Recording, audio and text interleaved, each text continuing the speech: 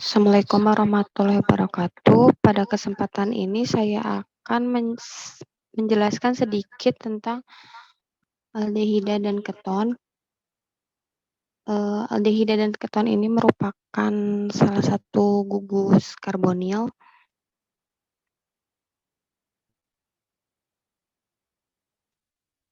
Rumus umum aldehida dan keton sendiri di sini persamaannya yaitu mempunyai dua-duanya sama-sama mempunyai gugus karbonil.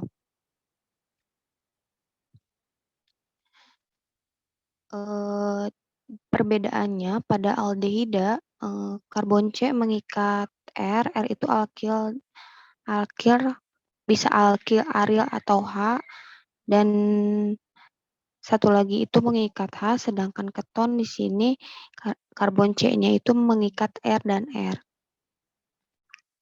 Yang sering kita ingat, rumus umumnya itu untuk aldehid itu RCOH dan keton itu RCOR.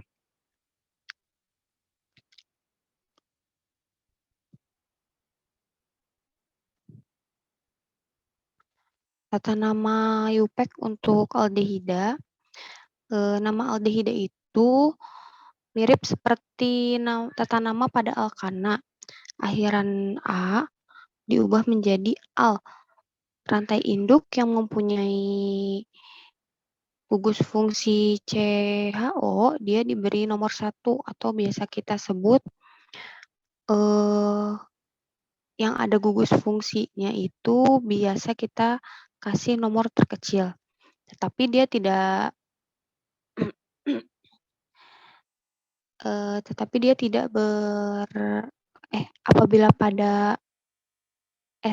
apabila pada suatu reaksi ada ester atau turunan asam, maka yang dijadikan prioritas pertama itu ester atau turunan asam tersebut. Aldehid itu menjadi prioritas selanjutnya kalah oleh ester dan turunannya. Tetapi bila ada aldehid dan keton dalam satu struktur, maka senyawa aldehid diberi nomor pertama. Di sini contohnya ada etanal.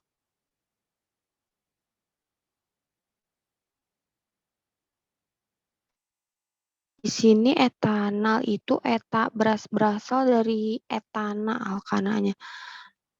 Dia di sini memiliki gugus karbonil yang mengikat H dan R, yang kita tahu dia itu aldehid, makanya diberi akhiran al, jadi namanya etanal.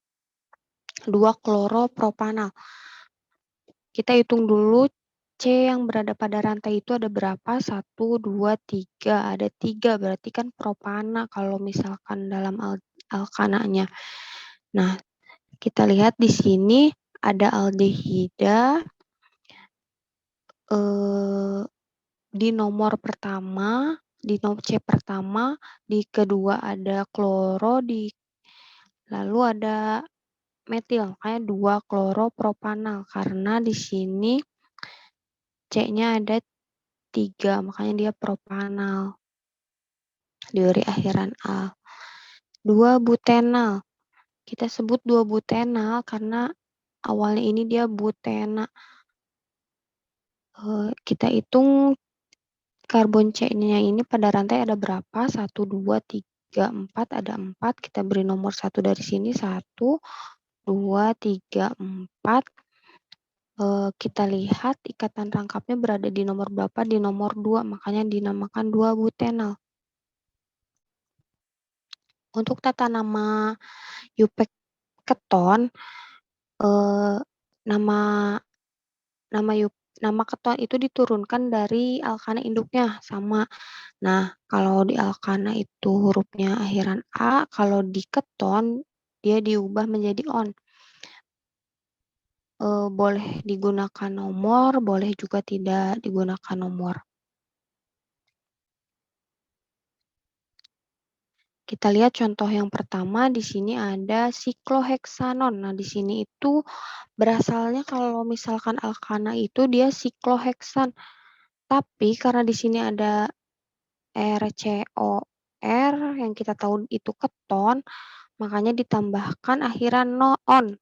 Makanya jadi dinamakan sikloheksanon. A-nya hilang. Selanjutnya 2 pentanon. Kita hitung di sini C-nya ada berapa? 1, 2, 3, 4, 5, ada 5. 5 itu kan pentana, kita tahu. Kita beri nomor dari yang terdekat dengan gugus fungsi, yaitu di sini 1, 2, 3, 4, 5. Makanya kita tulis di sini gugus fungsi berada nomor 2, makanya 2 pentanon. Ini gugus fungsinya jelas keton, RCOR. Selanjutnya, di sini ada 2,4 pentanadion. Nah, karena di sini ada 2 gugus fungsi keton, makanya dia ditambahkan akhiran di. Karena dion, di itu 2, on itu tadi yang akhiran keton, makanya jadi dion. Ini pentana 1, 2, 3, 4, 5. Ada 5 atom rantai karbon C yang berada di 2 dan berada di 4 ini penomorannya bisa dari kanan, bisa dari kiri karena sama saja. 2,4 pentanadion.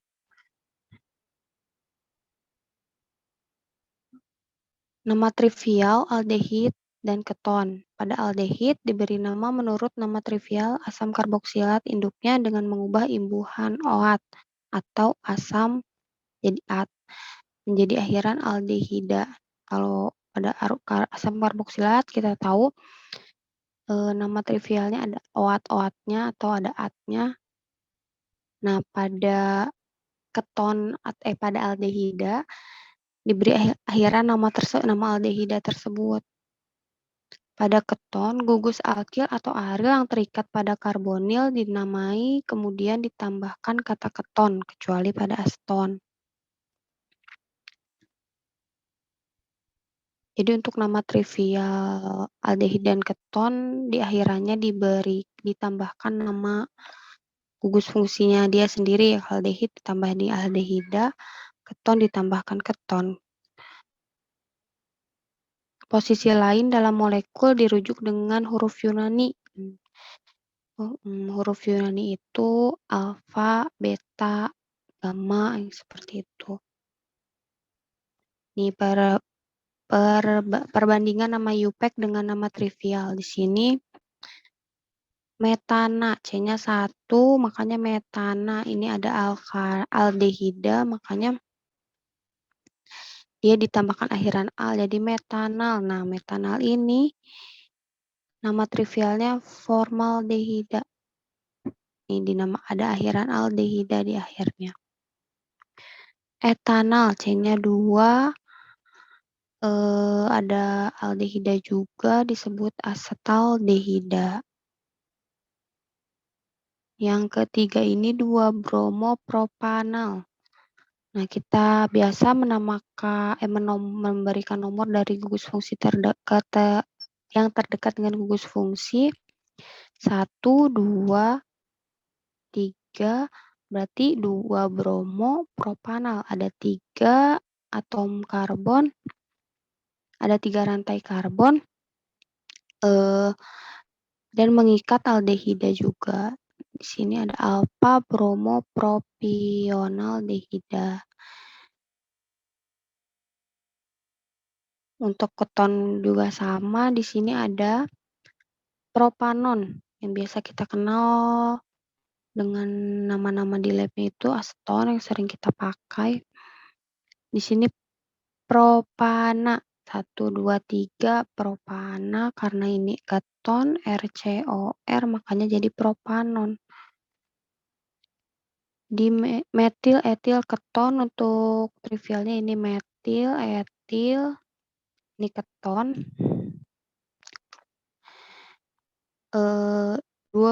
Ini butanon 1, 2, 3, 4 butana ada ketonnya makanya butanon.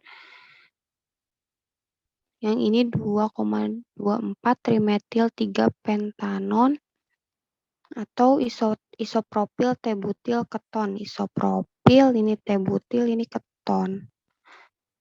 2,2 trimetil 3 pentanon untuk nama UPEC-nya. Sifat-sifat aldehida dan keton itu karena aldehida dan keton itu dua-duanya memiliki gugus karbonil, maka kita ambil saja sifat-sifat aldehida dan keton itu dari gugus karbonil. Nah, di sini satu atom C di sisinya itu sp2,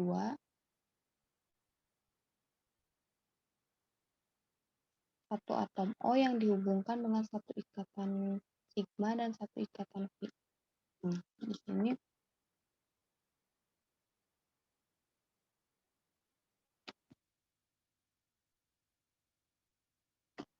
sini gugus karbonil. Gugus karbonil mengikat R, ini R, ini pasangan elektron bebas. Ini kan di sini atom O memiliki dua pasang elektron bebas. Oke, kita isi dua. Ini kan satu atom CsP dan atom O yang dihubungkan dengan satu ikatan sigma. Nah, ini ikatan sigma, ini ikatan Pi. Ikatan sigma dan Pi pada bidang datar, ikatan Pi di atas dan di bawah bidang tersebut. Ini bersifat polar elektron ikatan sigma dan terutama Pi ditarik ke O. Nah, makanya karena dia ini bersifat polar atau elektronegatifnya tinggi, biasanya ikatan rangkap dua ini dia biasanya nih ditarik ke O. Nah, ini jadi karena ini narik ke O, ini lebih elektropositif C-nya.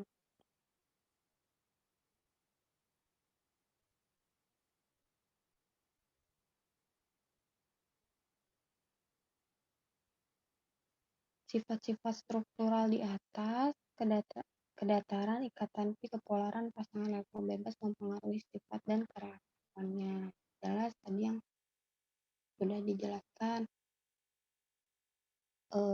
Di sini kereaktifan ikatan rangkap 2 ini sangat baik karena dia memiliki elektronegatifan tinggi karena ada ikatan rangkap, makanya dia narik ke O. Struktur elektronik gugus karbonil. Kita bisa lihat di sini perbedaan gugus karbonil dengan alkena. Pada gugus karbonil di sini ada atom O. Nah, ini ada yang ini sigma, yang ini Pi. Terus ini ada yang atom O yang kita tahu atom O itu memiliki elektronegativitas yang tinggi. Sedangkan pada alkena dia tidak memiliki heteroatom. Nah, ini yang membedakannya gugus karbonil dengan alkena.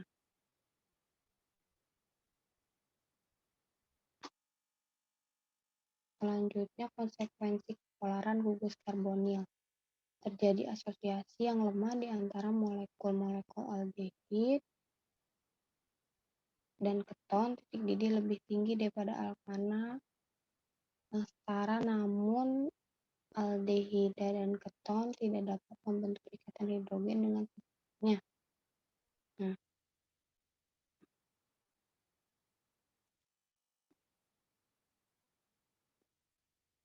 titik didih lebih rendah dibandingkan alkohol. Kita bisa lihat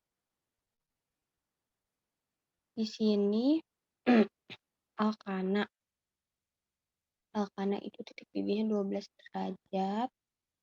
Nah, di sini alkana sama aldehida di sini alkana sama keton dia tidak tidak membentuk ikatan hidrogen. Nah, makanya dia titik didihnya lebih rendah.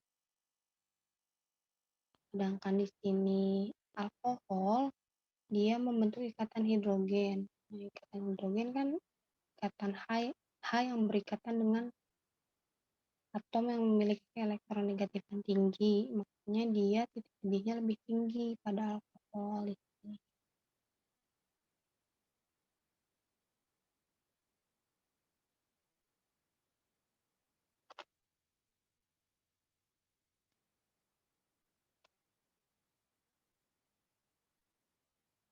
Nah, selanjutnya aldehida dan keton dapat berikatan hidrogen dengan molekul lain.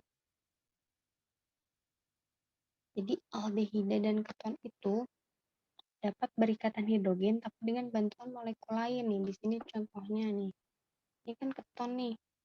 Keton berikatan dengan H2O. Nah, ini molekul lain kan H2O, dia ngebantu untuk si keton ini memiliki ikatan hidrogen supaya mungkin menaikkan titik didih.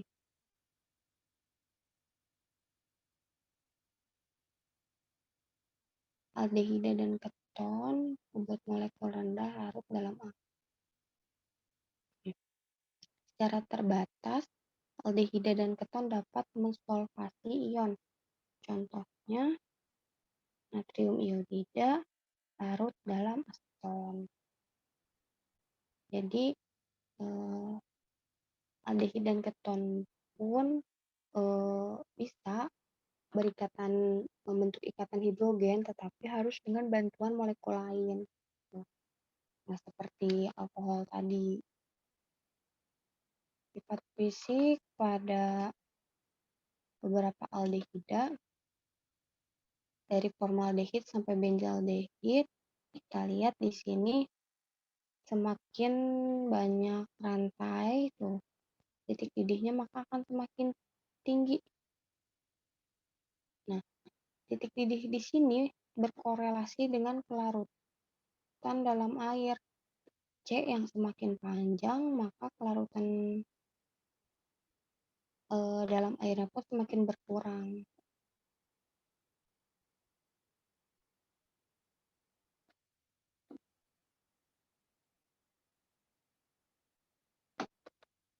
Nah, sifat fisik beberapa keton sama halnya juga dengan keton.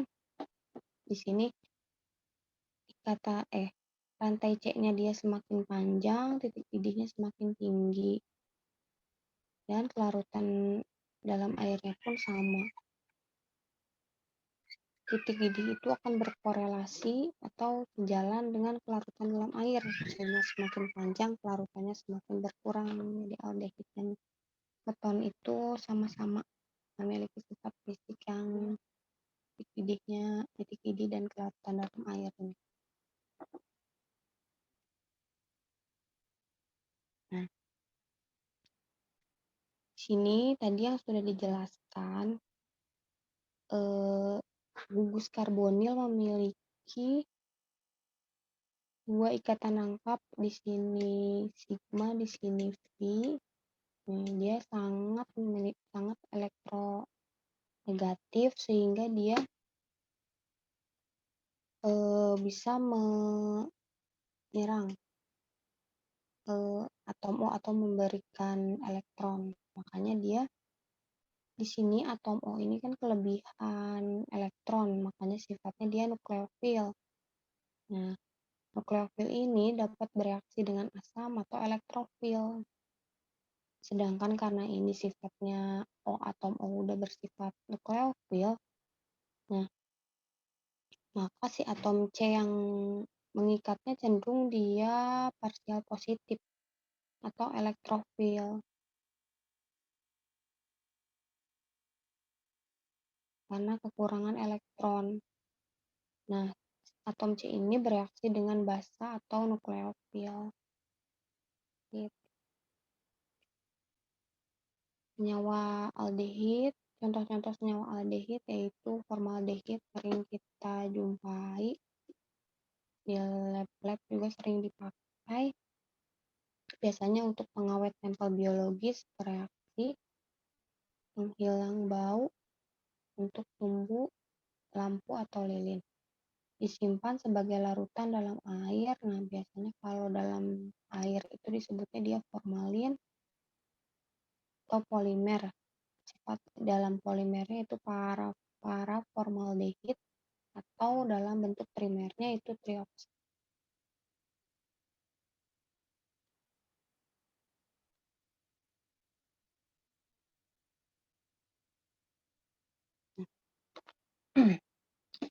Di sini formalin HCOH direaksikan dengan air diberi kalor, maka dia akan jadi formaldehid atau metanol. Paraformaldehid, nah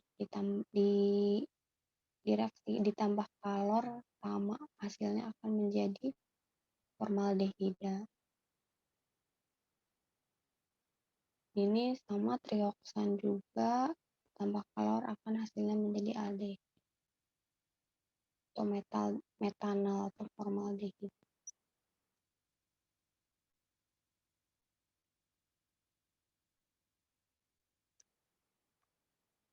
Contoh senyawa aldehid lainnya itu asetaldehida.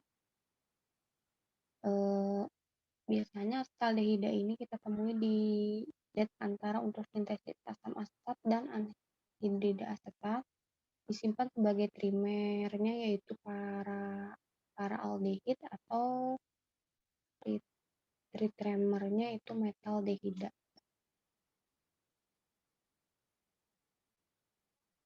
Nah, di sini ini struktur paraldehida direaksikan ditambah kalor menghasilkan etanol.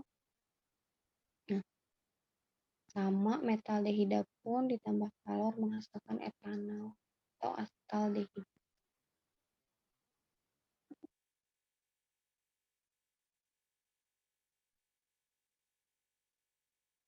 Selanjutnya pembuatan aldehida. Pembuatan aldehida ini bisa dari oksidasi alkohol primer. Alkohol primer ini di sini ini alkohol primer pada senyawa citronellol direaksikan dengan PCC akan menghasilkan citronellal. Nah,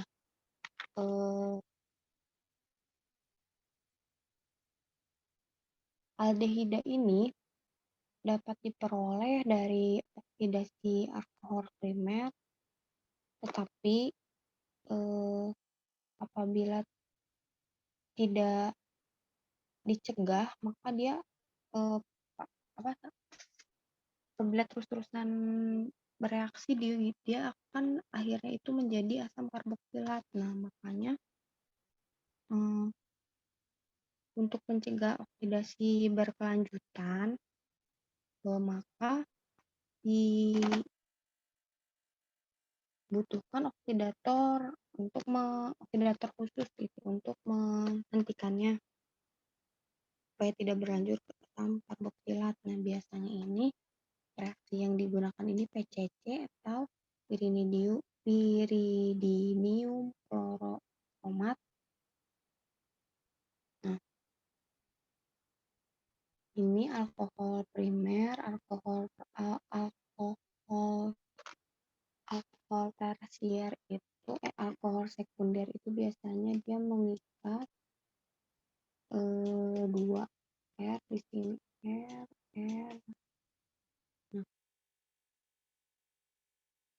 Nah, ini biasanya alkohol tersier karena R-nya 2 ikat alfa. Sedangkan kalau sekunder dia R-nya 3 1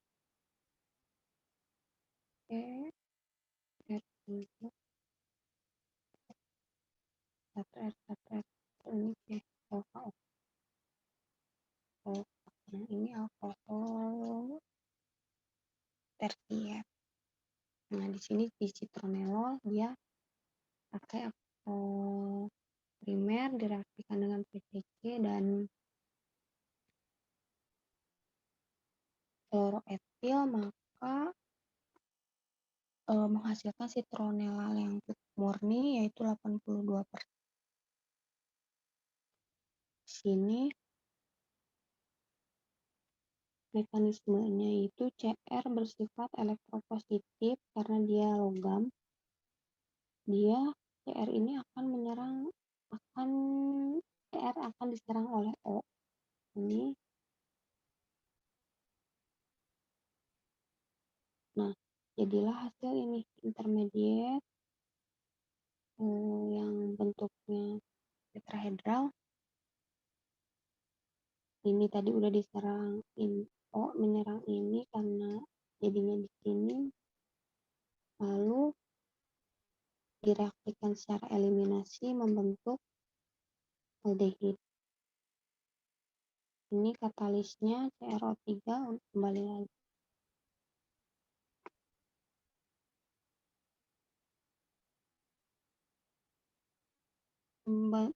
Pembentukan aldehid selanjutnya itu pemutusan oksidatif ikatan rangkap yang mengandung hidrogen finilik.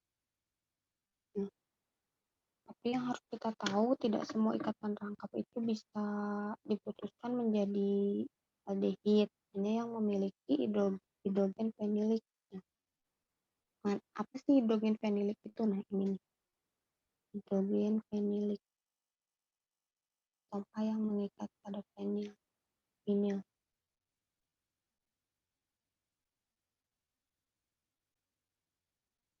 Nah, di sini 1 metil sikloheksan direaksikan dengan ozon atau O3 dengan bantuan zinc dalam kondisi asam, maka akan menghasilkan 6 oktoheptanal yang murni 86%.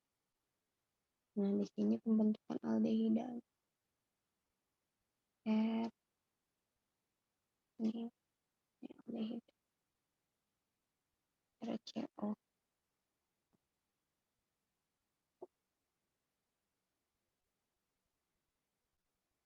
Dengan pemutusan oksidatif ikatan rangkap juga berarti bisa menghasilkan keton di sini nih. RCOR bisa menghasilkan keton. Ini mekanismenya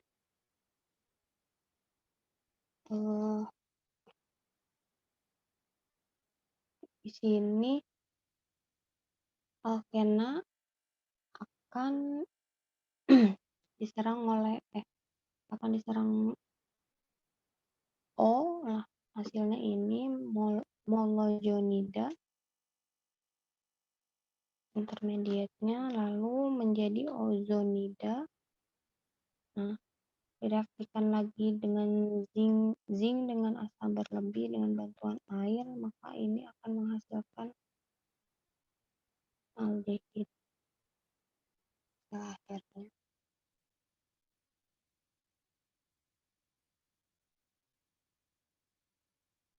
Di sini si ozon itu sebagai oksidator. Ini ozon ininya oksidator.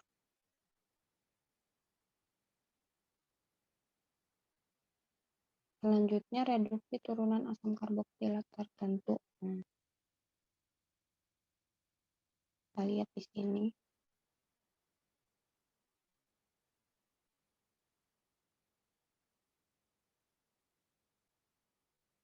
Nah, di sini ini kan asam karboksilat nih. Direaksikan dengan H asam, maka Y-nya ini akan menjadi gugus pergi. H-nya akan menyerang ke sini. Jadilah ini. H-nya nempel di sini dan Y akan jadi gugus pergi dengan membawa ini. Muatan negatif atau elektron satu pasang elektron.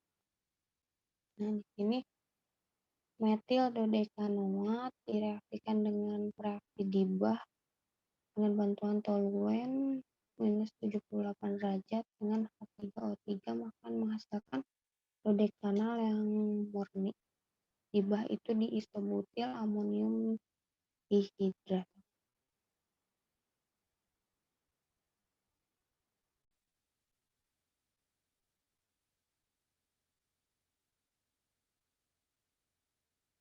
Selanjutnya pembuatan keton. Nah, pembuatan keton tadi sudah agak disinggung sedikit, bisa juga melalui oksidasi alkohol sekunder. Nah, ini alkohol sekunder bisa kali sulfat. Ini alkohol sekunder direaksikan dengan PCC, piridinium klorokromat dengan bantuan CH3Cl2, maka akan menghasilkan keton di sini.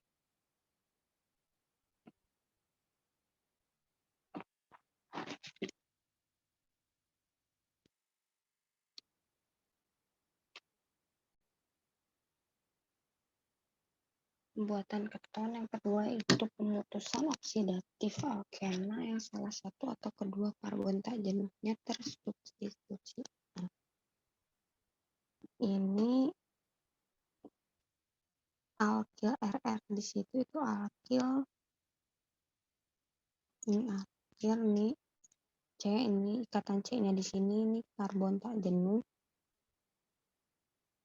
Kita tahu karbon tak jenuh sendiri itu yang memiliki ikatan rangkap 2 atau 3. Nah, di sini ada ikatan rangkap 2, makanya di sini dia karbon tak jenuh. Maka apabila ingin menghasilkan keton, salah satunya itu harus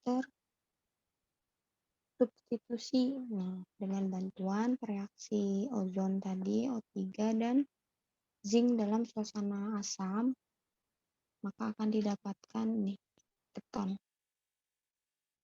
Hasilnya, hasil produknya. Sama halnya dengan ini contoh mekanismenya. Di sini O di sini akan menyerang sini, akan menyerang ke CH CH2 ini karena kan tadi salah satunya itu harus tersubstitusi atau menggantikan atom O. Makanya si O ini akan menyerang ke CH2, maka hasilnya akan seperti ini, dan si produk sampingnya CHO2 karena ini jadi gugus energi CH2 dan ini O-nya masih bersisa, maka jadi CH2O. Yang ketiga, aril. Pembuatan keton itu dengan cara aril, keton dibuat melalui reaksi asilasi Friedel-Crafts ijen aromatik dengan klorida asam menggunakan katalis AlCl3, aluminium trikloro.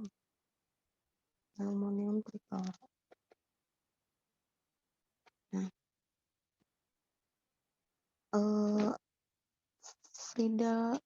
mekanisme Friedel-Crafts ini bisa asilasi, ada juga alkilasi. Nah, untuk membuat aril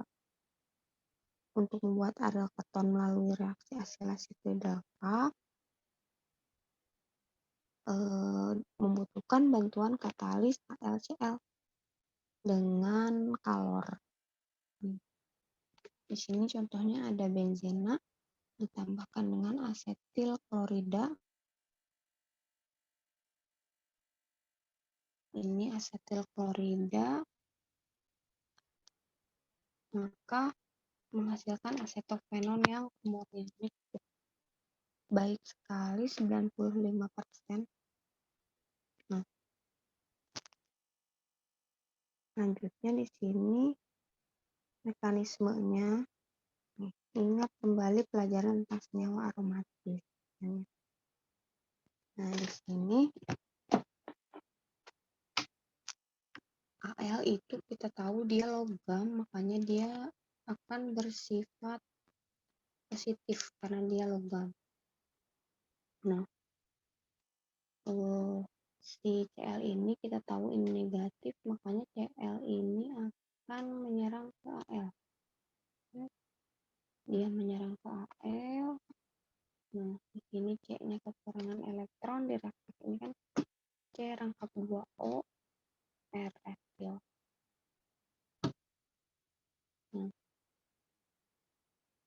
Nah, di sini C kekurangan elektron, nah dia akan beresonansi menjadi RC rangkap 3O yang O di sini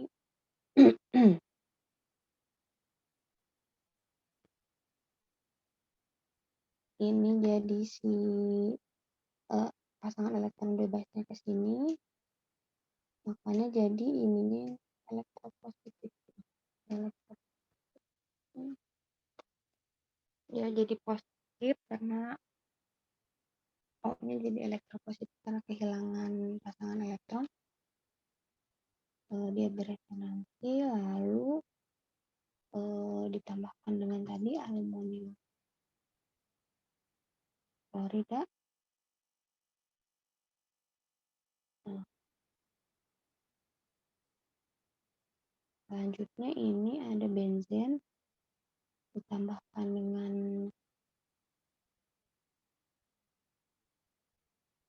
RCO.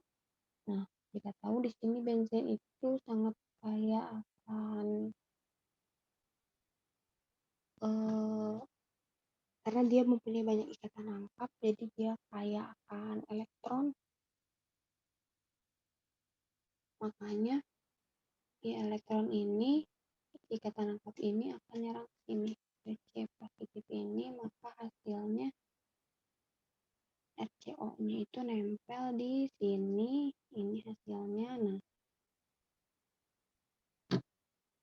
H ini akan diserang oleh Cl dan ikatannya itu akan kembali lagi ke dalam, akan kembali lagi ke sini karena tadi kita tahu ini ditinggalkan oleh rangkap, makanya dia di sini positif. Nah, ikatannya ini kan kembali ke sini akan diserang oleh Cl, maka akan jadi HCl dan ini hasil akhir.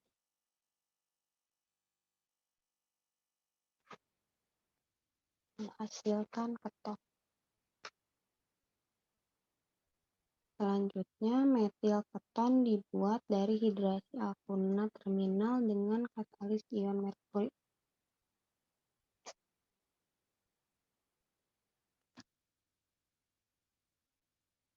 Nih.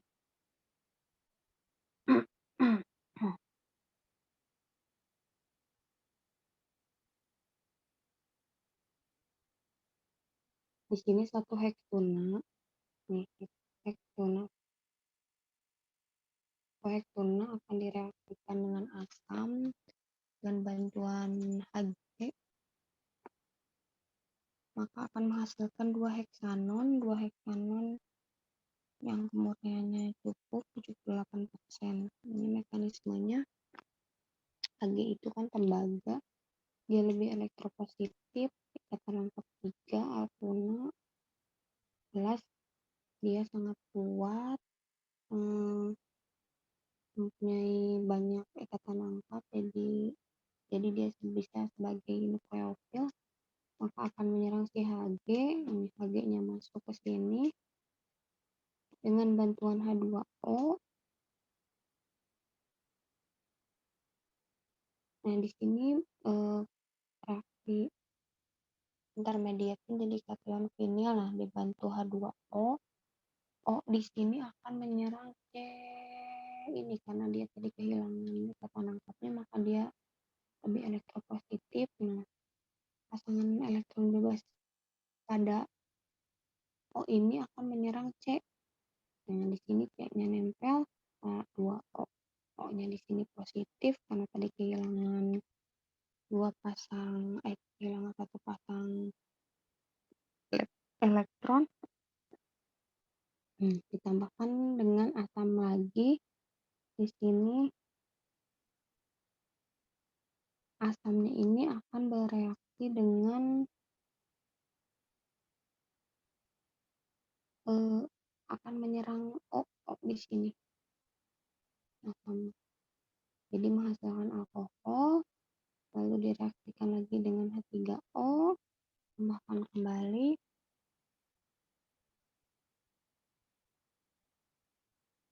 dan menghasilkan keton di akhir.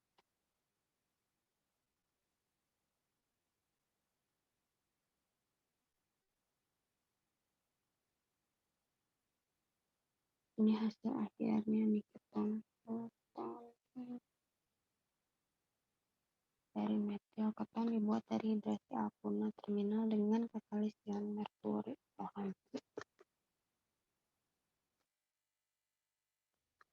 Yang kelima, keton dapat dibuat dari turunan asam karboksilat tertentu. Sama ya tadi seperti aldehida. Di sini asam karboksilat direaksikan dengan alkil. Nah, alkil itu kan kita tahu dia pendorong elektron ya. Makanya dia punya elektron bebas nih satu pasang, dia nyerang si Y. Nah, Y ini jadi pergi, lepas dia ke sini Y-nya, R-nya akan nempel di sini. Hanya dia jadi keton. Contohnya ini hexanoil klorida. Ditambahkan dengan reaksi CH3 2 kali Culi. Nah, lithium dimetil kuprat akan menghasilkan 2 heptanon sebanyak 81%. Ini berarti nanti PCl-nya jadi gugus lagi di sini. Ini CH3-nya nempel ini, CH3-nya CL-nya dia jadi gugus lagi. Makanya ini hasilnya gini, CH3 CH24 C rapat 2O C H3.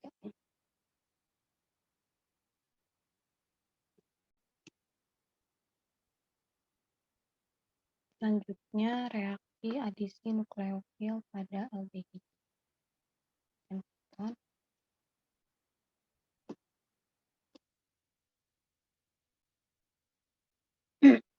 Merupakan reaksi yang terpenting untuk aldehida dan keton. Karena di sini kita lihat reaktifan senyawa karbonil C ini bersifat elektrofil, kita tahu karena dia elektropositif. O-nya ini sebagai nukleofil karena dia punya 2 pasangan elektron bebas, jadi dia lebih parsial negatif. Maka nukleofil ini akan masuk ke C di sini karena akan menyerang si C yang lebih elektropositif, yang akan mengubah bentuk dari sp2 hibridisasinya atau karbonil komponen dari sp2 hibridisasi menjadi sp3 hibridisasinya karena dia si nukleofil masuk yang bentuknya gini, jadi tetrahedron.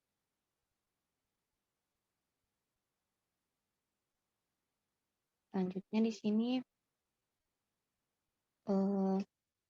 nukleofil sendiri itu kita tahu nukleofil itu ada 2 macam, nukleofil bermuatan negatif dan nukleofil netral. Nukleofil bermuatan negatif itu contohnya nih ion hidroksida, ion hidrida, karbanion, ion alkoksida, ion sianida. Di sini jelas dia punya banyak kali pasangan elektron bebas dan memang dia bermuatannya negatif, dia pasti nukleofil akan menyerang nih. Sedangkan nukleofil netral di sini meskipun dia netral, dia tetap menjadi nukleofil karena dia ada atom ini kayak contohnya air H2O, dia mempunyai atom O yang memiliki 2 pasang elektron bebas, makanya dia masih bersifat nukleofil. Nah, ini alkohol juga sama, dia punya atom O, terus amonia punya atom N yang memiliki 1 pasang elektron bebas, aminatus memiliki N yang punyai 1 pasang elektron bebas. Meskipun dia netral, maka dia tetap sifat nukleofil atau menyerang elektrofil atau basa.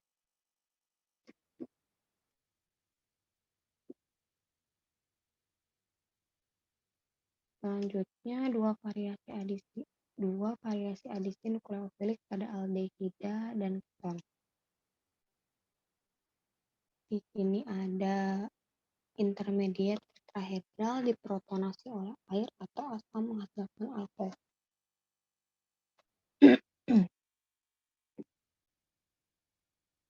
Nih, nukleofil di sini masuk atom C yang lebih elektropositif.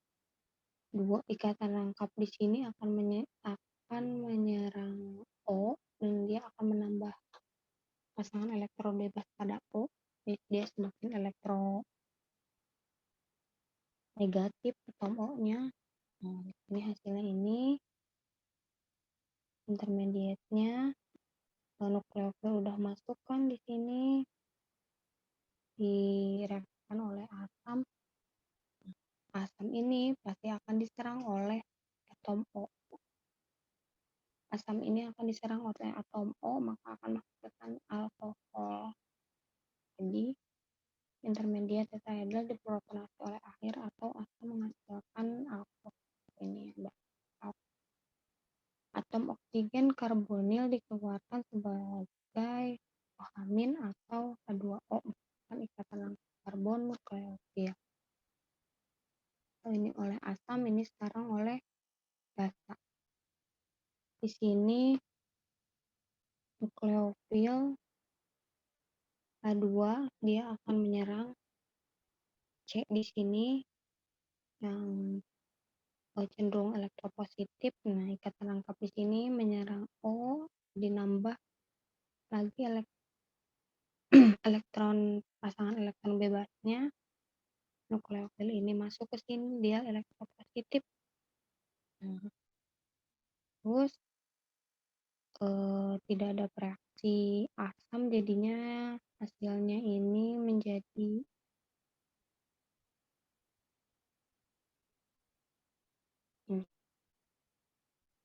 nukleofil di sini. H yang berada di sini akan diserang oleh atom O, makanya dia jadi H2O lepas. Nah, ikatan yang di sini akan menyerang karena dia tidak stabil, makanya ikatannya dia nyari temen itu biar stabil, jadi dia ini. Jadi makanya ini ikatan rangkap 2 nukleofil.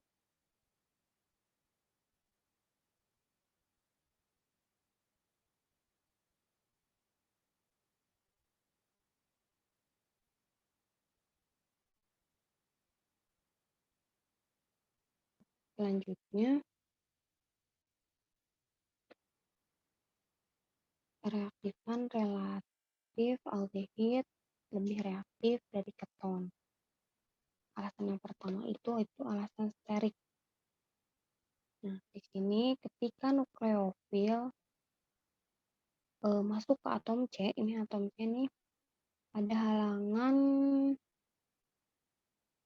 pada aldehid. Sedangkan pada keton halangan ruang yang disebabkan oleh alkil-alkil yang menempel pada atom C, sehingga nukleofil akan sulit masuk di sini. Makanya dia reaktifan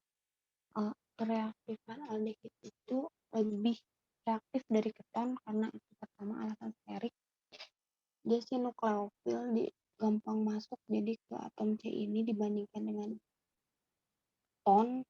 keton itu banyak penghalang lain alkil-alkil yang nempel di pinggir-pinggirnya itu.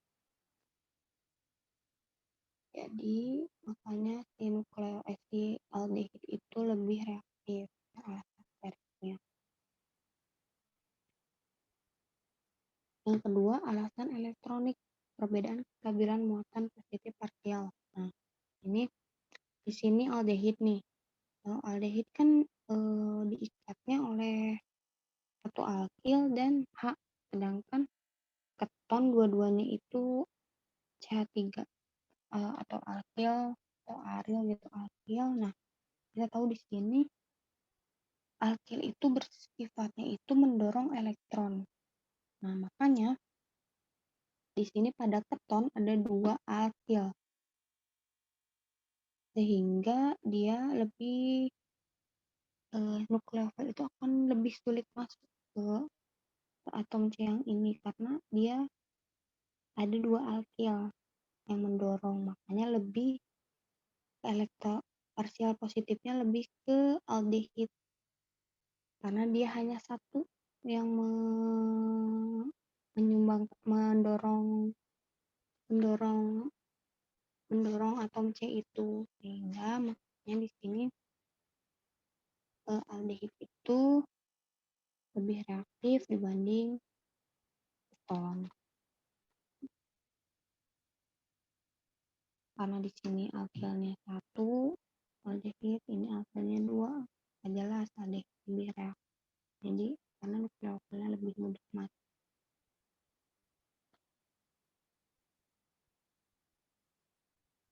Selanjutnya adisi nukleofil H2O atau hidrasi. Di sini ada keton direaksikan dengan H2O, maka dia akan membentuk suatu geminadiol. Di sini nih ada aseton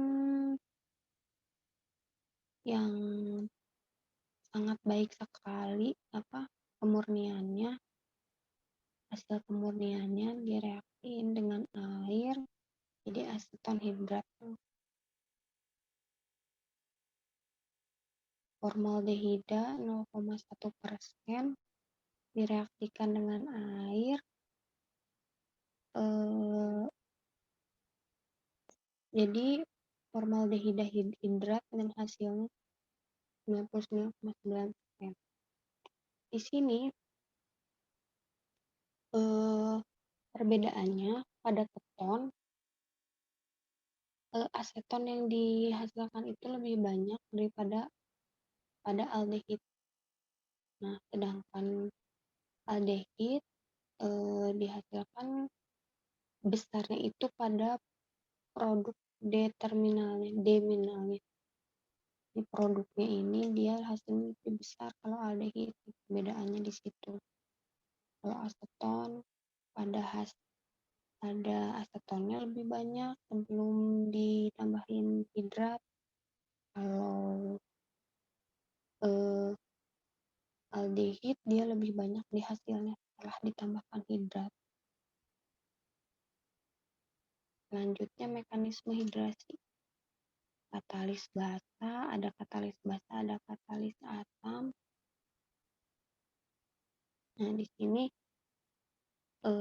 lihat ini katalis basa OH minus ya. OH yang memiliki tangan elektron bebas nih. 3 pasang elektron bebas dia nyerang C yang di sini. Ini C-nya positif, O-nya nyerang ke sini. Ikatan rangkapnya nyerang ke O, makanya O-nya dia mempunyai banyak bertambah lagi pasangan elektron bebasnya jadi 3. OH-nya nempel di sini. OH. Nah, ini bentuk intermediate-nya direaksiin lagi sama air, hidrasi atau direaksiin H2O. Dia hasilnya di sini menadiol.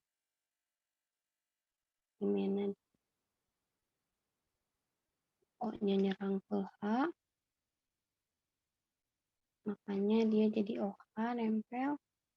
Nah, OH di sini ini dengan katalis asam nih H H tambah H2O. Di sini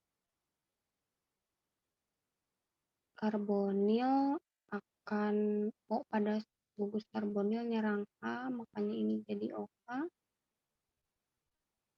Ikatan yang di sini dia karena tidak stabil, ikatan yang di sini H-nya udah pergi, makanya dia lepas, H2O-nya lepas. Nah, direaksiin lagi sama air, O-nya nyerang ke C di sini. Nah, ini O-nya O positif karena dia udah nyerang H. Lalu dia resonansi menghasilkan ini OH, H2O ini nempel di sini, H2O direaksiin lagi sama air, O-nya reaksi lagi sama H, makanya ini hasilnya gemena. Selanjutnya adisi nukleofil HCN atau cyanohydrin.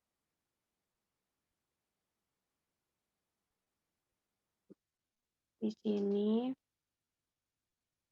keton ditambahkan dengan HCN jadi suatu cyanohydrin.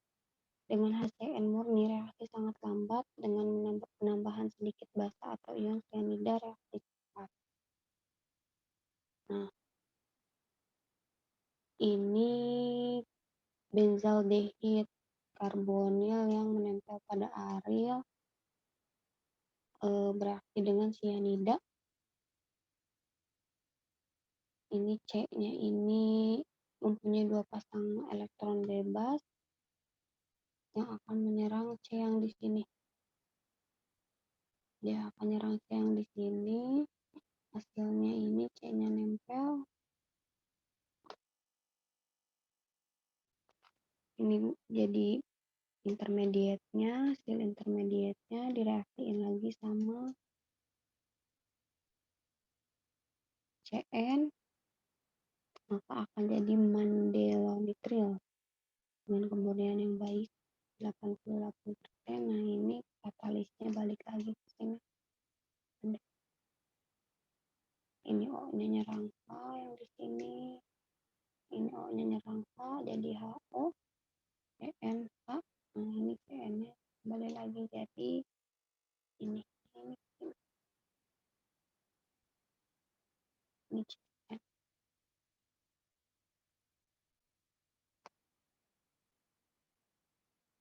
Adisi nukleofil bereaksi Grignard pembentukan alkohol.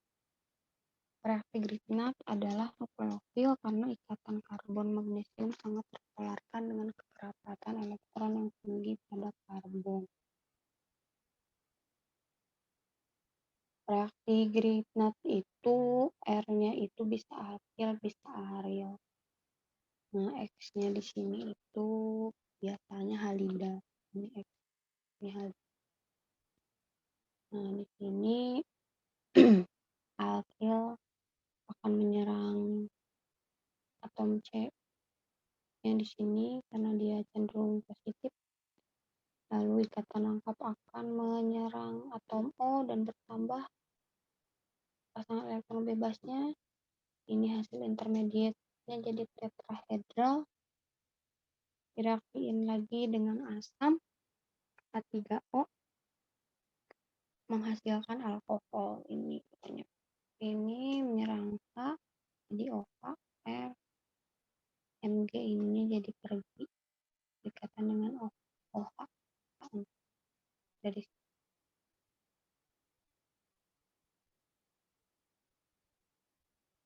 menjadi alkohol.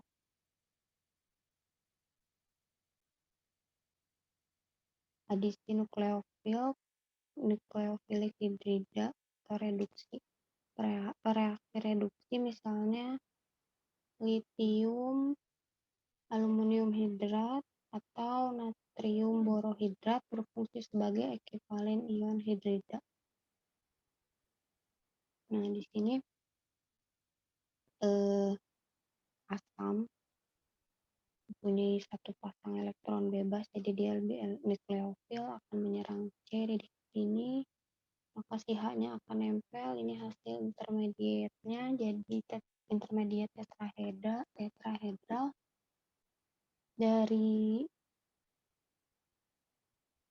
sini si ikatan rangka apinya akan nyerang atom O, maka di sini dia nambah lagi pasangan elektron bebasnya, pasangan elektronnya direaksiin lagi sama asam, O-nya nyerang H, jadi OH, jadi terbentuk alkohol, dan ini NH2.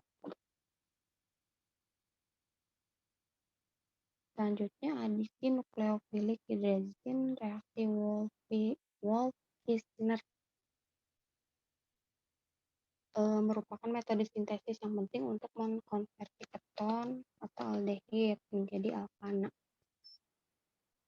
Kita bisa lihat di sini propiofenon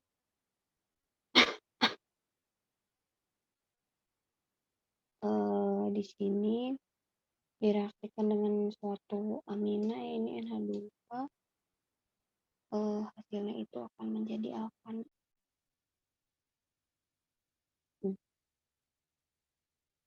Ya, 3 2 C-nya hasil akhir yang akan membentuk ini nitro dan air hidrat. Ini siklopropana karbaldehida. Ini pada keton, ini pada aldehid. Contohnya siklopropana karbaldehida akan menghasilkan metil siklopropana 72%. Jadi hasil akhirnya berbentuk alkohol. Selanjutnya reduksi Clemenser. Reduksi Clemenser ini mengkonversi keton atau aldehid ke alkana, hampir mirip tadi.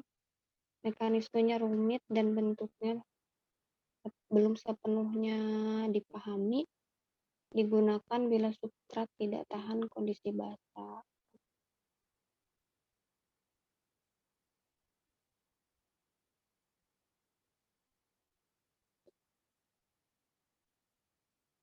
Selanjutnya adisi nukleofilik alkohol, pembentukan asetal. Nah,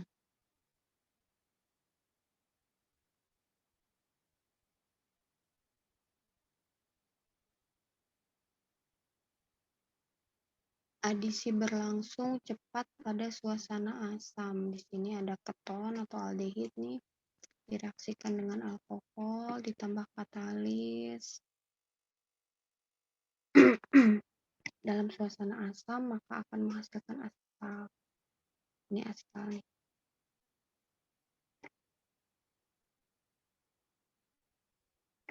Ini contohnya 4 ters butil sikloheksanon.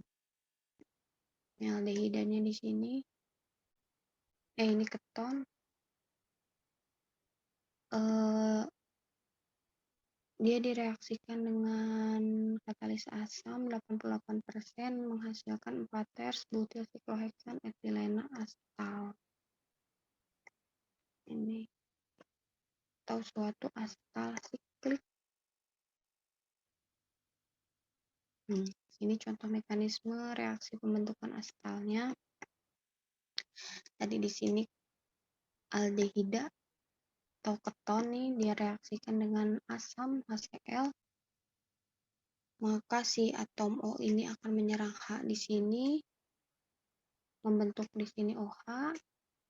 C akan, karena H-nya sudah lepas, dia tidak stabil, makanya dia ikatannya ke sini, jadi Cl-nya dia akan lepas menjadi gugus pergi, karena kita tahu Cl gugus pergi yang baik.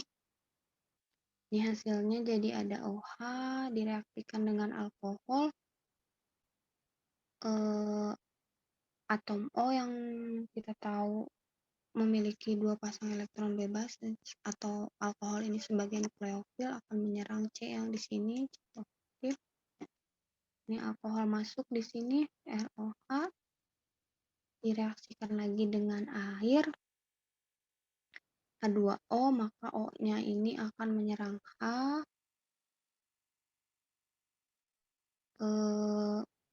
karena H-nya sudah diserang oleh O, lepas, jadi ini ikatannya itu akan memberikan pasangan elektron ke O yang tadinya elektropositif, jadi berubah karena di sini diberikan ke sini, makanya dia OR. Nah, ini tetap OH, jadi H3O karena ini tadi O-nya nyerang H3O. Nah, ini disebut hemiastal. Resonansi ini ditambahin lagi HCl, asam berlebih. Nah, makanya si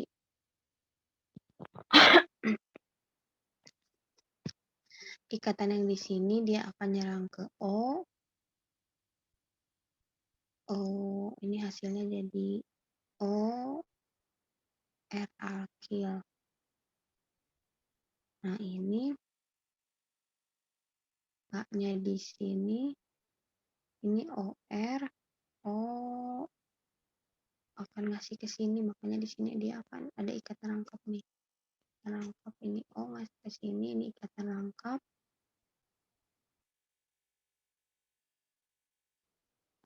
Terus ini dilanjutin lagi, ini kan H2O-nya tadi lepas nih. Ini ikatannya ke sini ngasih, jadi H2O-nya lepas di sini, ini tinggal segini. Ini. Makanya ini rangkap 2-nya nyerang ke O karena dia tadi elektropositif udah melepas ikatan udah memberikan ikatan rangkap ini, makanya dia elektropositif, direaksiin lagi sama alkohol, si O-nya ini nyerang ke C yang di sini, hasilnya ini alkoholnya nempel di sini, direaksiin lagi sama H2O, O-nya nyerang H, menghadap pada alkohol, makanya jadi asetal. Ini H3O sisanya. Selanjutnya reaksi Cannizzaro hanya berlaku untuk aldehida yang tidak memiliki atom H pada atom C di sebelah gugus CHO, formaldehida dan turunan-turunan benzaldehida.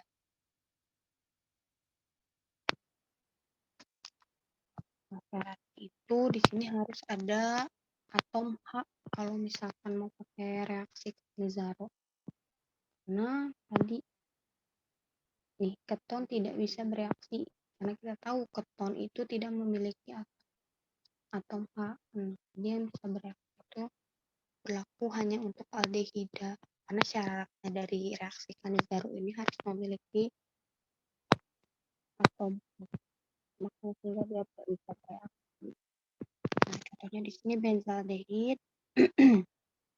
Ini reaksi Cannizzaro ini nih ada OH sama air, dia menghasilkan asam benzoat dan benzil alkohol. Jadi yang penting dari reaksi Cannizzaro ini tidak bisa bereaksi dengan keton karena tahu sendiri keton tidak memiliki atom. Di mekanismenya reaksi Cannizzaro kita lihat ini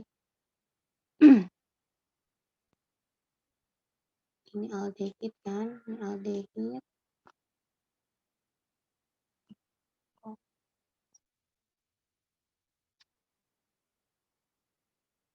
Dia direaksikan dengan oksamin atau basa akan menyerang yang di sini. Ini nempel nih OH-nya udah di sini. Nah, terus O-nya itu ikatan rangkap yang di sini nyerang ke O, bertambah ini pasangan elektron bebasnya. Nah, jadi ini hasil intermediate tetrahedral, jadinya lanjut lagi reaksinya. Ini di sini O kan mempunyai banyak pasangan elektron bebas, dia menyerang ikatan yang di sini, makanya dia jadi rangkap dua, ikatnya tetap. Nah, ini teroksidasi, ini hasilnya, dan ini tereduksi. Ini seperti ini kalau teroksidasi hasilnya, reduksi hasilnya.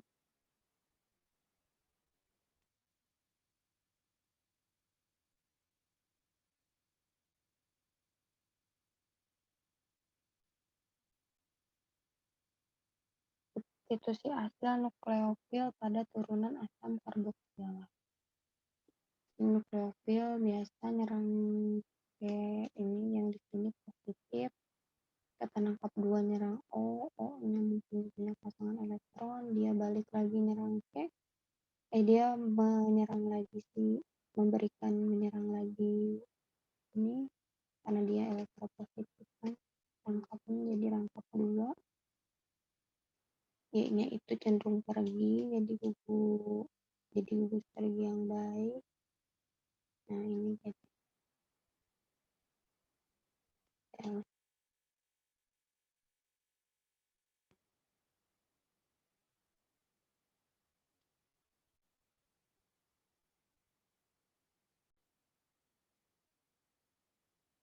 selanjutnya adisi konjugat pada gugus karbonil alfa beta tak jenuh.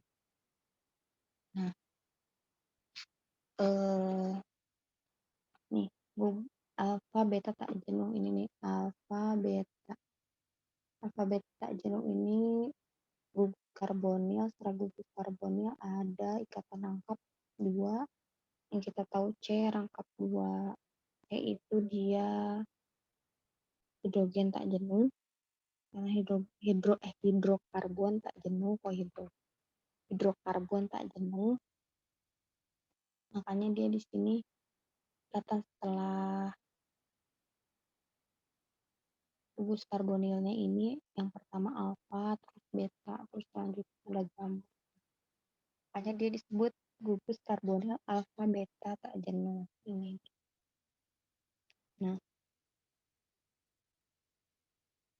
di sini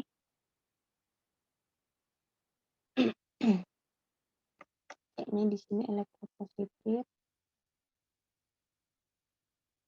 bisa juga adisi langsung 1,2, bisa adisi konjugat 1,4.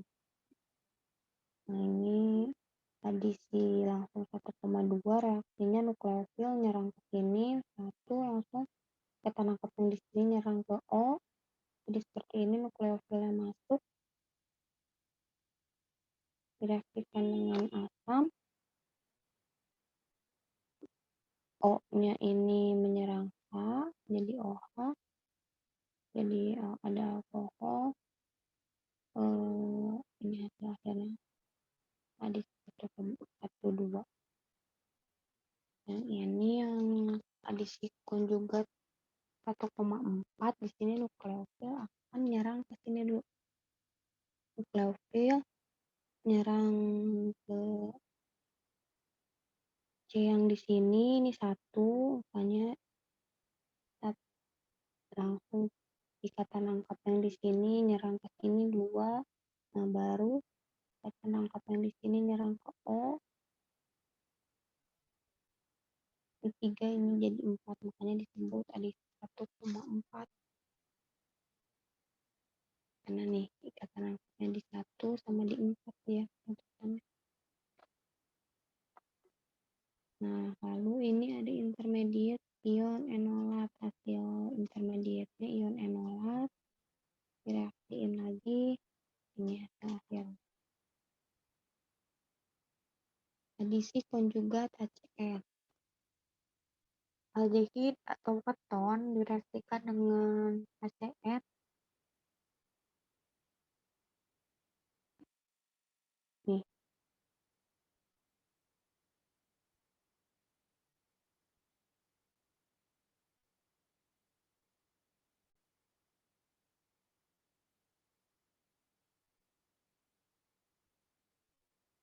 Metode Nagata 1966, rendemen lebih baik.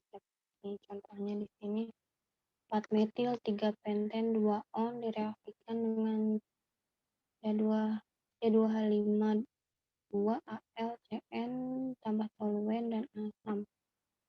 Menghasilkan 2,2 dimetil 4 propenil nanitril dengan kemurnian rendemen yang baik 88%.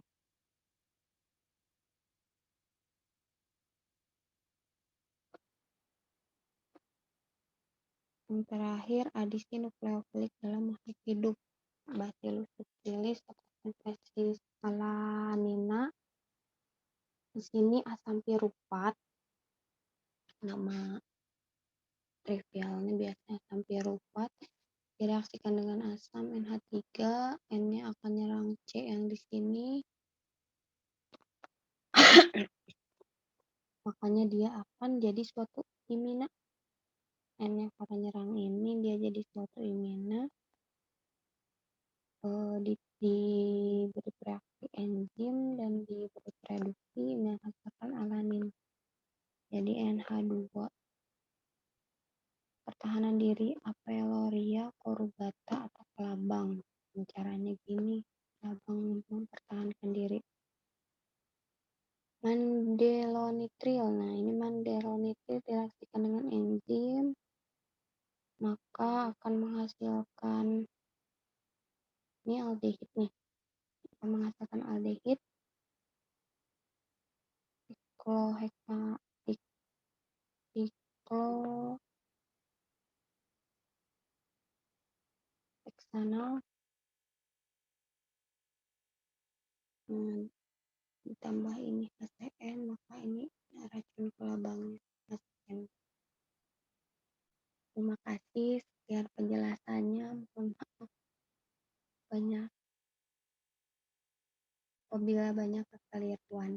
Wassalamualaikum warahmatullahi wabarakatuh.